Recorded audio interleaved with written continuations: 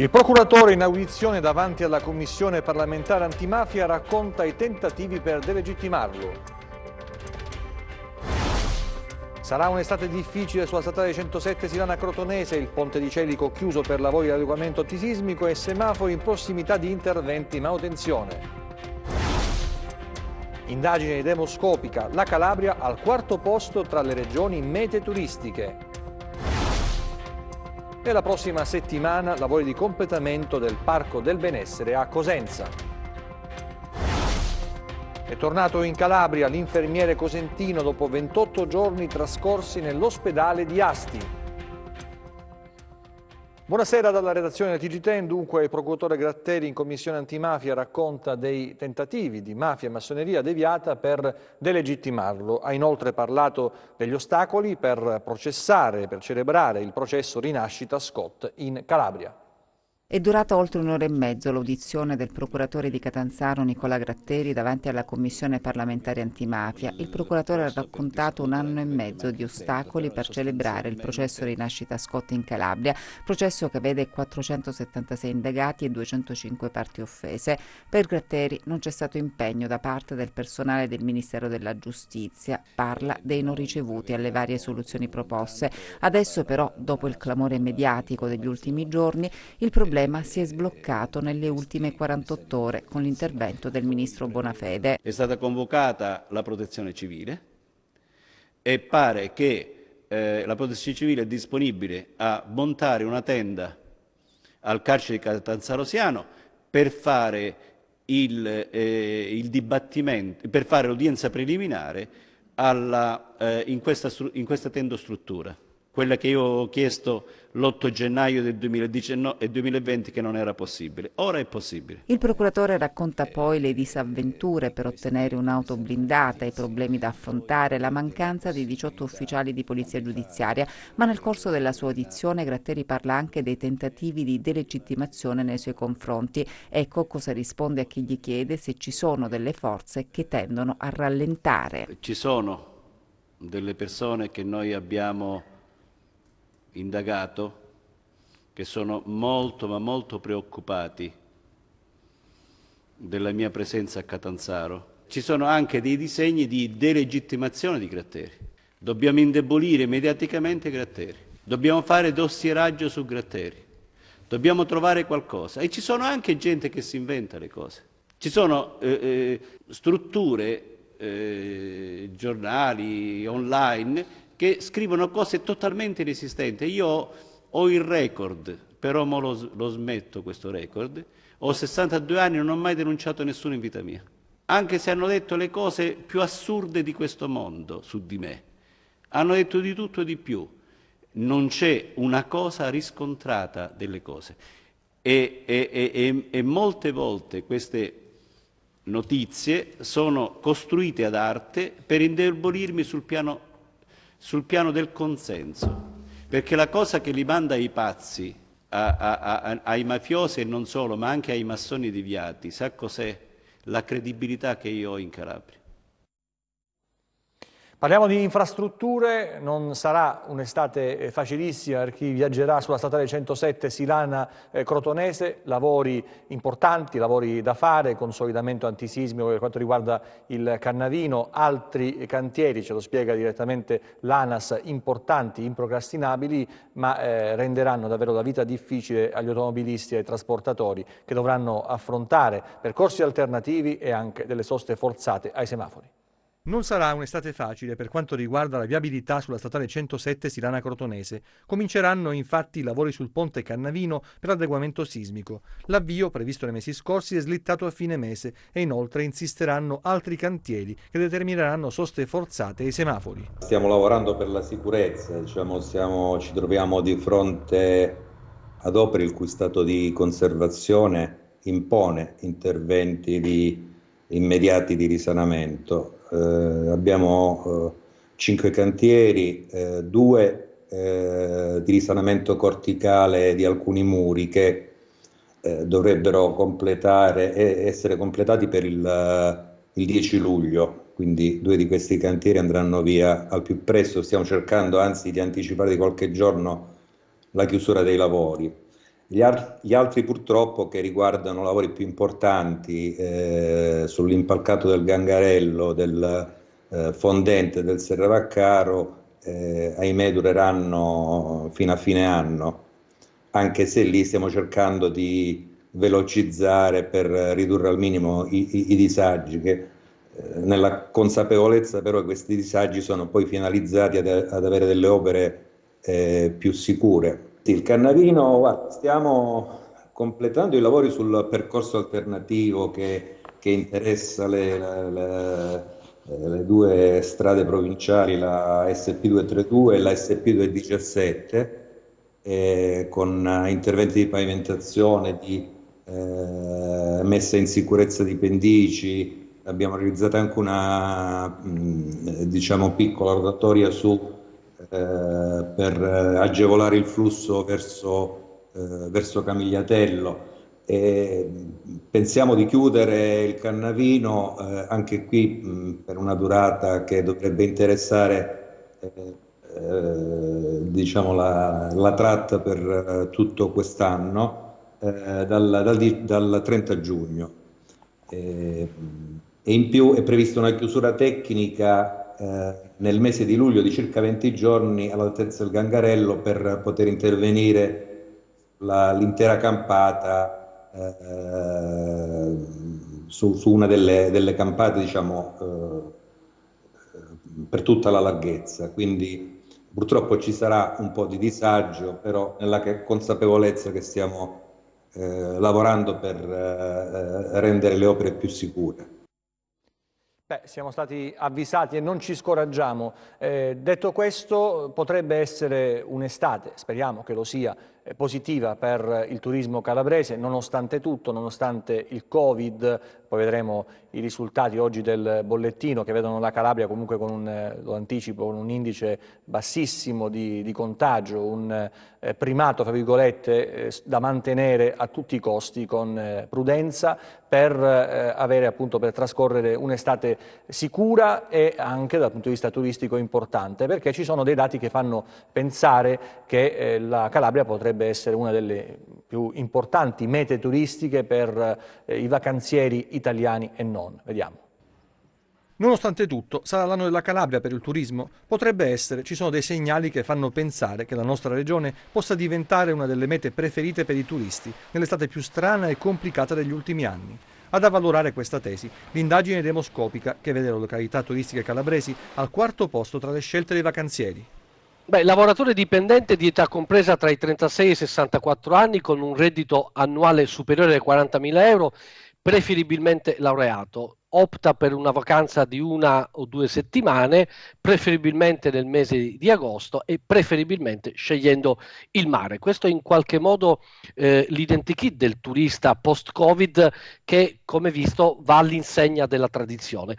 In questo, diciamo, la destinazione Calabria si incastra perfettamente. Non è un caso che rientri tra le 5 destinazioni più gettonate dei prossimi mesi e quindi a partire dalla prossima estate, dall'estate imminente.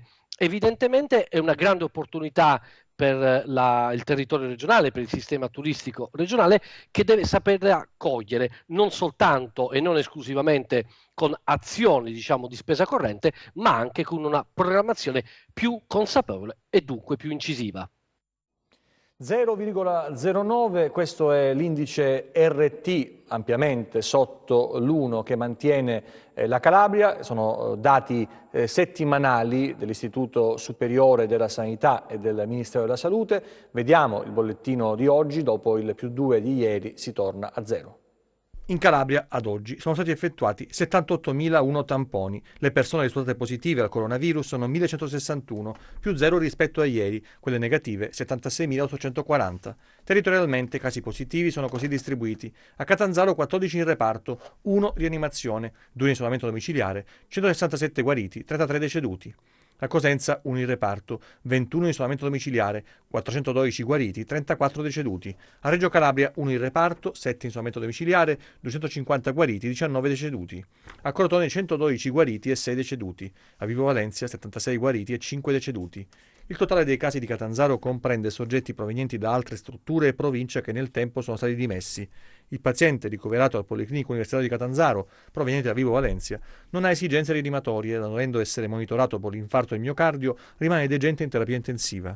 Le persone decedute vengono indicate nella provincia di provenienza e non in quella in cui è venuto il decesso. Dall'ultima rilevazione, le persone che sono registrate sul portale della Regione Calabria per comunicare la loro presenza sul territorio regionale sono in totale 5.759. Nel conteggio sono compresi anche 2 pazienti di Bergamo trasferiti a Catanzaro, mentre non sono compresi i numeri del contagio pervenuti dopo la comunicazione dei dati dalla Protezione Civile Nazionale. Crotone, la provincia Covid-free, al momento è libera dal coronavirus. Oggi la conferenza stampa nella sede dell'azienda sanitaria provinciale per fare il punto su quanto è stato fatto durante l'emergenza e rassicurare anche per il futuro. La provincia di Crotone è Covid-free, un risultato raggiunto grazie alla sinergia messa in campo. Certe battaglie non le vinci da solo, lo dice chiaro in conferenza stampa il commissario dell'azienda sanitaria provinciale della città pitagorica, che ammette anche la buona dose di fortuna sul territorio, ma sul coronavirus non bisogna abbassare la guardia, avverte, sottolineando che le strutture sanitarie sono pronte. Probabile e possibile che ci possa essere una ripresa dovuta magari a dei flussi turistici. Questa è una regione che ha 800 km di costa, per cui deve anche vivere di turismo. Ovvio che vigileremo e cercheremo di essere pronti in ogni momento a fronteggiare eventuali riprese della pandemia, e anche con l'acquisizione che abbiamo fatto grazie alle donazioni della macchina per fare i tamponi, quindi noi siamo autonomi per i tamponi diagnostici, e sottolineo diagnostici, non è che faremo tutti i tamponi che sono necessari a Crotone, perché il laboratorio di riferimento rimane a Catanzaro. Però per tutti i pazienti che dovessero arrivare al pronto soccorso con sintomi sospetti, grazie alla collaborazione della dottoressa Leonardi del trasfusionale, noi siamo in grado di dare una risposta in circa un'ora. Abbiamo anche acquisito una barella di biocontenimento proprio ieri, che ci consentirà un trasporto in sicurezza dei pazienti potenzialmente Covid positivi all'interno dell'ospedale e fuori dall'ospedale. Le donazioni dei cittadini hanno permesso di attrezzare anche le USCA. In più abbiamo acquistato 2 macchine, 2 Panda, che aggiunte all'altra che avevamo preso 2 mesi fa, serviranno per dare alle USCA, alle unità di continuità assistenziale territoriale, il mezzo per muoversi nel territorio laddove sia necessario anche intensificare la vigilanza. E tutto questo, lo voglio sottolineare, è stato non acquistato tramite le donazioni dei cittadini e delle associazioni e delle aziende. Al momento la partita con il Covid non è chiusa, perciò il reparto con 50 posti resterà aperto. Il reparto Covid, nonostante questo penalizzi ovviamente l'ospedale, che si vede ovviamente privato di alcuni posti letto, noi lo terremo assolutamente attivo fino al 31 almeno gennaio. Fase 3, ripresa anche delle attività ambulatoriali. Stiamo riaprendo, siamo già a una riapertura attorno al 70-80% degli ambulatori. I malati di tumore hanno continuato le terapie anche durante il lockdown, un tempo di paura e incertezza in cui per tanti c'è stato l'obbligo, con la chiusura dei confini regionali, di curarsi in Calabria, come conferma ai nostri microfoni il dottor Gianfranco Filippelli. Il lockdown ha messo a dura prova i malati di tumore, circa 10.000 in Calabria. Sono stati giorni di paura, di incertezza, di ricerca dei servizi essenziali. In realtà, spiega ai nostri microfoni il primario di oncologia dell'ospedale di Paola, Gianfranco Filippelli, il Covid ha cambiato e molto l'approccio verso i reparti e le terapie nella nostra regione. Come oncologia non ci siamo mai fermati, e quindi devo dire che per i problemi di mobilità che ci sono state per tutte le persone che ormai non potevano uscire dalla regione Calabria, siamo stati presi d'assalto da tutte le persone che si curavano fuori, e quindi abbiamo dato risposta a tutte queste persone che invece di curarsi a Milano, Roma o altre posti sono ritornati nei centri oncologici nostri. Quindi diciamo che forse l'unica nota positiva di questa emergenza Covid è che abbiamo recuperato tantissima immigrazione sanitaria. Dal punto di vista ambulatoriale, ripeto, stiamo lavorando, abbiamo già riaperto tutte le liste di prenotazione, quindi man mano sarà assorbita, però il disagio c'è stato per tutto, c'è stato per i pazienti, c'è stato per gli utenti vari, per gli operatori professionali, questo è indubbio ed è stato sotto gli occhi di tutti, quindi ci vuole pazienza per ritornare a un regime di normalità. Adesso vi raccontiamo una bella storia molto commovente. Si tratta di un infermiere che è partito dalla Calabria, diretto in Piemonte, ad Asti, per dare una mano nella fase dell'emergenza sanitaria da coronavirus. Lo abbiamo intervistato al ritorno dopo questa esperienza toccante e forte. Oh, ma mi volete far piangere allora? 28 giorni lontano da casa sono già di per sé un'esperienza dura. Immaginiamo cosa vuol dire partire in fase di emergenza sanitaria per dare il proprio contributo fattivo alla causa.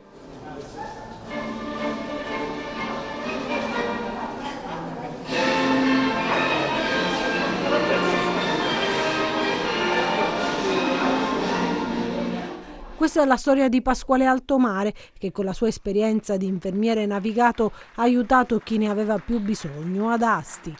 Ieri il ritorno puntuale a Cosenza, dopo un lungo calvario. Gli chiediamo cosa gli sia rimasto di questa esperienza così dura ma anche tanto umana.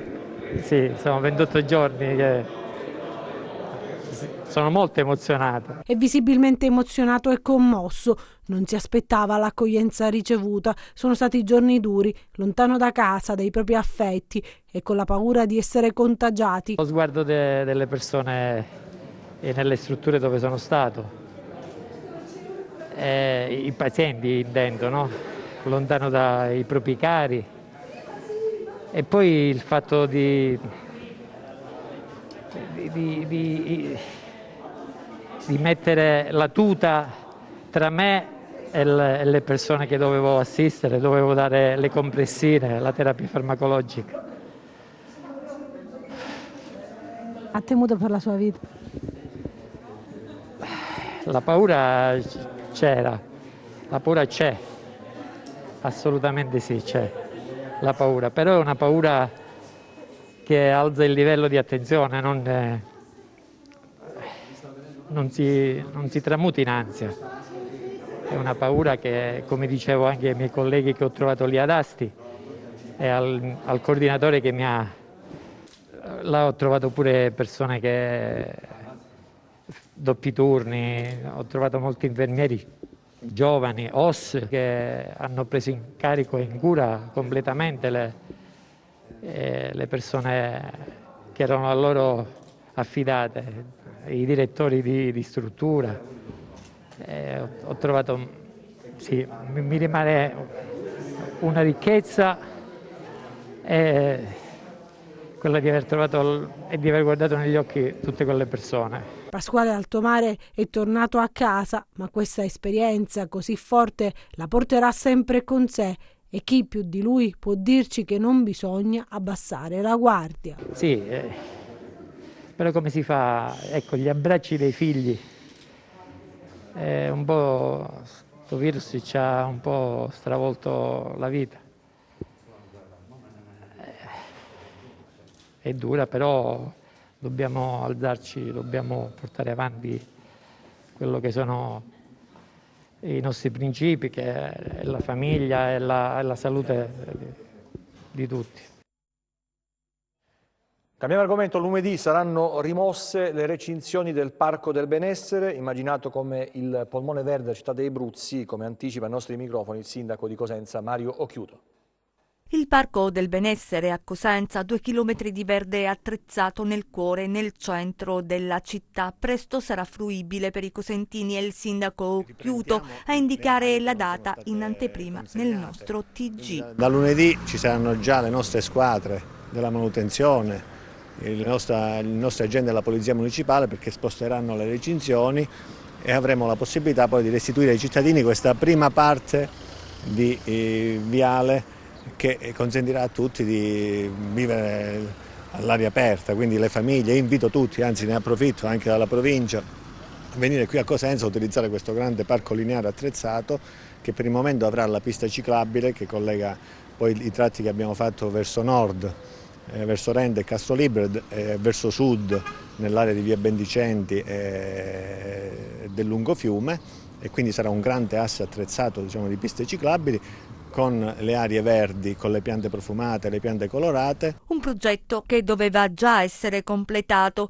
Il Comune ha chiesto il sostegno della Regione. L'opera doveva essere già restituita ai cittadini l'anno scorso, ma così era stato l'accordo a suo tempo sottoscritto da me con il Presidente della Regione, ma abbiamo avuto un fermo cantiere enorme, siamo stati costretti a fare questa ordinanza sindacale perché le persone adesso, anziché utilizzare gli spazi pedonali e le piste ciclabili, vanno sulla strada e questo crea pericolo per l'incolumità. Primi step, piste ciclabili e aree verdi, senza dimenticare l'innovazione rappresentata dai cosiddetti campi di strada. Nei prossimi mesi contiamo di completare anche tutte le aree di gioco, di attrezzature per i ragazzi, per i bambini, quindi credo che tutta questa parte che riguarda il parco verde, piste ciclabili, percorsi pedonali, piazze, campi giochi e attrezzature sarà completata. Poi rimane il tracciato del sistema di trasporto pubblico, è previsto con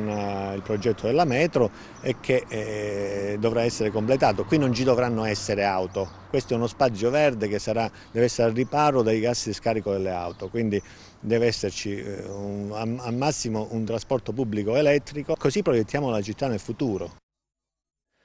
Adesso la cronaca ci porta a Condofuri per un accoltellamento di un 21enne per futili motivi. Scusate.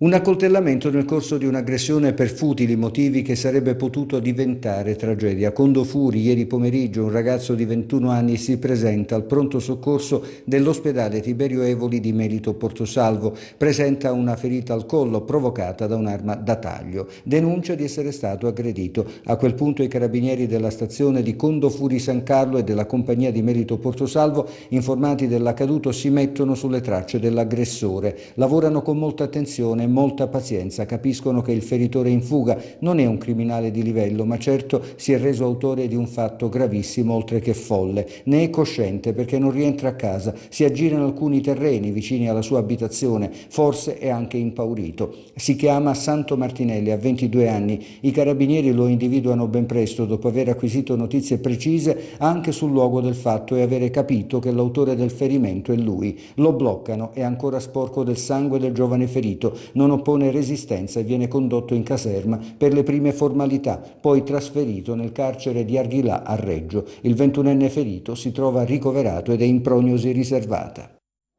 Un salto all'ospedale di Castrovillari per piacevoli novità per i neopapà.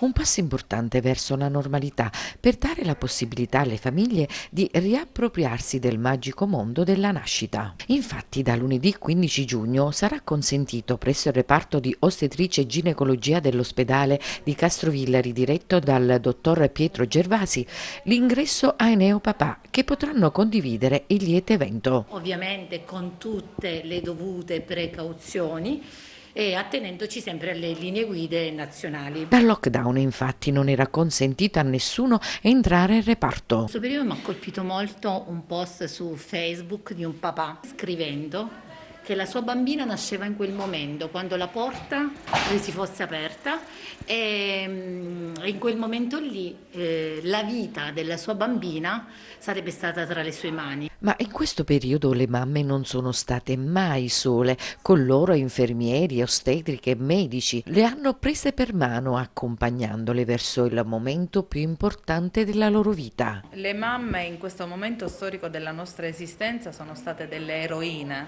e noi lo possiamo veramente dire questo. Noi siamo state vicino a loro perché avevano bisogno del nostro sostegno psichico, soprattutto emotivo. Le mamme erano da sole, sono da sole, ecco perché a noi urge in questo momento la figura paterna. Sarà consentito l'ingresso ai neopapà che potranno per un'ora condividere il lieto evento. Potranno sostare per coccolare i loro cuccioli dalle 15 alle 16 e il tutto in sicurezza. Verranno triaggiati, sanificati e muniti di mascherine e potranno raggiungere le loro compagne. In questa condizione di Covid noi abbiamo fatto tutto quello che potevamo per stare accanto alla persona, per non farla sentire sola, perché comunque è fondamentale dare il 100% di noi in questo lavoro. Adesso l'emozione torna dal vivo e per tutti, famiglie, medici e ostetriche e papà.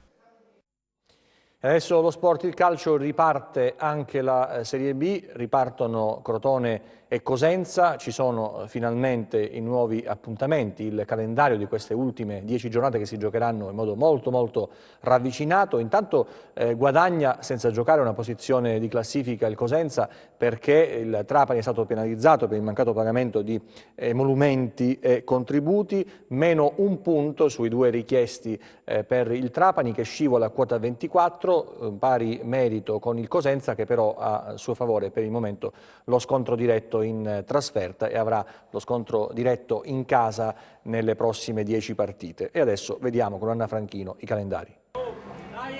Tra una settimana si riparte, il campionato di calcio di Serie B riprende da dove interrotto e ciò dalla 10ª giornata di ritorno dal prossimo 20 giugno e si spera sino ad agosto assisteremo dunque ad un tour de force sia per le squadre che sperano nella promozione in Serie A che in quelle che più in basso lottano per non retrocedere. Obiettivi diversi per Crotone e Cosenza che sono al lavoro da qualche settimana per farsi trovare pronte all'atteso appuntamento. Vediamo quali saranno le date e gli orari rese note dalla Lega. I Lupi inizieranno sabato 20 giugno alle 18 ospitando la Virtus Entella, poi giorno 26 alle 21 in trasferta a Cremona e lunedì 29 giugno alle 21 al Marulla con il Trapani. Venerdì 3 luglio stesso posto e stessa ora ma stavolta con l'Ascoli per poi volare verso la Liguria ed affrontare il 10 luglio alle 21 lo Spezia. Cosenza-Perugia si giocherà il 13 luglio alle 18:45. Il 17 luglio i Lupi saranno impegnati in trasferta ad Udine con il Pordenone alle 21 e il 24 luglio alle 21 ospiteranno il Pisa. Il Crotone invece partirà giorno 20 alle 18 ospitando allo Scida il Chievo Verona, poi venerdì 26 giugno alle 21 giocherà in trasferta a Perugia, lunedì 29 giugno alle 21 ad Ascoli per poi tornare allo Scida venerdì 3 luglio alle 21 con la capolista Benevento. Venerdì 10 luglio alle ore 21 Cittadella Crotone, lunedì 13 luglio alle 21 Crotone Pordenone, venerdì 17 luglio alle ore 21 Crotone Salernitana e per la 17ª giornata venerdì 24 luglio alle 18:45 si giocherà a Livorno Crotone. E adesso la nostra rubrica, la borsa in diretta.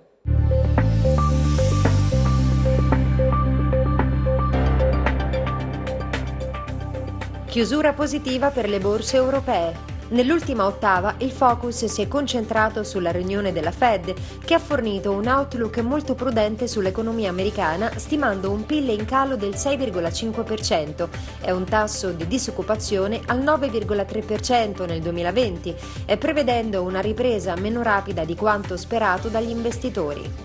Oggi il Fondo Monetario Internazionale ha dichiarato che l'economia globale sta rimbalzando ad un ritmo più lento delle attese e porterà a lungo le cicatrici di questa pandemia.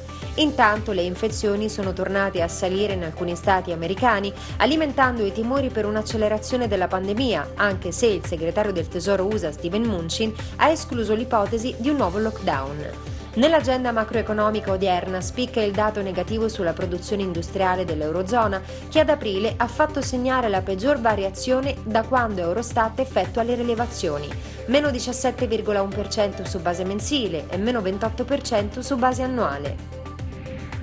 A Piazza Affari il FTSE archivia gli scambi in rialzo dello 0,4%, il CAC 40 di Parigi e il FTSE 100 di Londra viaggiano a più 0,5%, l'Ibex 35 di Madrid a meno 0,1% e il DAX di Francoforte a meno 0,2%. Oltreoceano restano positivi il Dow Jones a più 1,6%, l'S&P 500 a più 1,3% e il Nasdaq a più 1,1%. Sul Forex il cambio euro-dollaro è in calo a 1,124, mentre il cambio dollaro-yen sale a 107,4. Tra le materie prime viaggiano contrastate le quotazioni del greggio, con il Brent a più 0,3% a $38,6 e il WTI a meno 0,9% a $36 al barile. Sull'obbligazionario lo spread BTP Bund si riduce a 188 punti base, con il rendimento del decennale italiano all'1,44%. Tornando a Piazza Affari, spicca Atlantia a più 3,9, sostenuta dall'ottimismo per un accordo con il governo sulla concessione. Bene anche TIM a più 3,6%, sottotono invece Biper a meno 2,3%. Grazie e buon proseguimento di serata.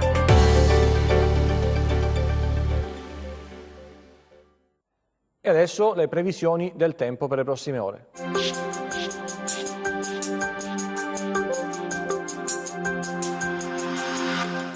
Il rialzo della pressione atmosferica favorirà un deciso miglioramento un po' su tutta Italia. Tuttavia si tratterà di una breve pausa per l'arrivo di un nuovo peggioramento dalla giornata di sabato causato da una perturbazione che interesserà principalmente il centro-nord dello stivale. La Calabria, anche se in tono minore, ne sarà interessata con effetti che si avvertiranno nel corso della giornata di domenica. Domani cielo sereno o poco nuvoloso, nel corso della giornata possibili parziali e momentanee coperture per il passaggio di nuvolosità alta e stratificata, temperature in ulteriore lieve aumento. Passiamo a mari e venti. Domani poco mosso il Mar Tirreno con venti dei quadranti occidentali, calmo, quasi calmo il Mar Ionio con venti a regime di brezza.